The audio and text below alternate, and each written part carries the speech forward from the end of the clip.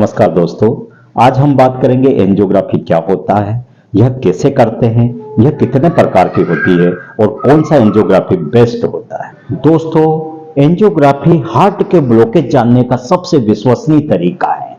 यदि आप में हार्ट की बीमारी के लक्षण है, आपको सीने में दर्द होता हो, चुभन होती हो या फिर दिल की धड़कन सुनाई देती है, आपको चलने में, उठने में, बैठने में, दौड़ने में या सीढ़ियां चढ़ने में यदि आपकी सांस फूलती है, यदि आपका ईसीजी एबनॉर्मल आता है, यदि आपकी इको की रिपोर्ट एबनॉर्मल आती है, यदि आपका टीएमटी पॉजिटिव आता है, तो डॉक्टर आपको एंजियोग्राफी करने की सलाह देते हैं।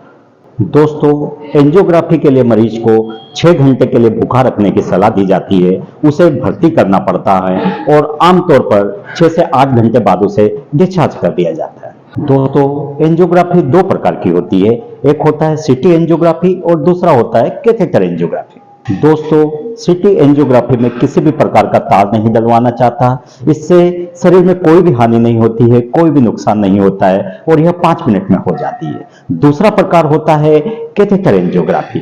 कैथेटर एंजियोग्राफी 2 प्रकार की होती है, एक होती है फीमोरल एंजियोग्राफी और एक होता है रेडियल एंजियोग्राफी। दोस्तों, फीमोरल एंजियोग्राफी में आमतौर पर दाएं पांव की जांघ से एक कैथेटर को डाला जाता है और उसे हार्ट तक पहुंचाया जाता है और हार्ट के ब्लॉकेज को पता किया जाता है। आमतौर पर यह एंजियोग्राफी आजकल प्रचलन में नहीं है। इसमें मरीज को 6 घंटे के लिए आराम करवाया जाता है, सीधे लेटाया जाता है और उसके बाद ही डिस्चार्ज किया जाता है। दोस्तों, रेडियल एंजियोग्राफी में आमतौर पर दाहिने हाथ की नस से एक कैथेटर को डाला जाता है, एक तार को डाला जाता है और उसे हार्ट तक पहुंचाया जाता है और हार्ट के ब्लॉकेज को पता किया जाता है। रेडियल एंजियोग्राफी आजकल प्रचलन में है क्योंकि इसे करने के 5 मिनट के बाद ही पेशेंट को चलाया जा सकता है और 2 घंटे बाद ही मरीज को डिस्चार्ज कर दिया जाता है। दोस्तों, कई मरीज हमसे आकर पूछते हैं कि सर कौन सा एंजियोग्राफी बेस्ट होता है। यदि आप यंग है,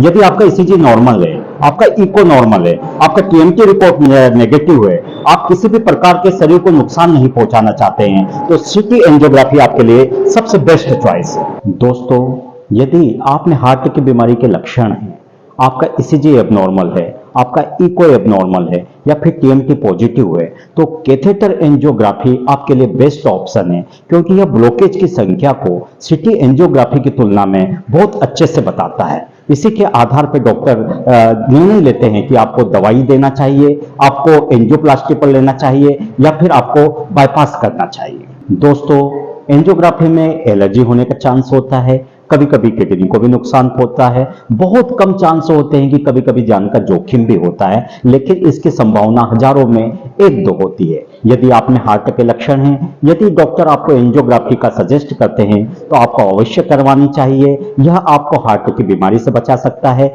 आपकी जान बचा सकता है। बहुत बहुत धन्यवाद।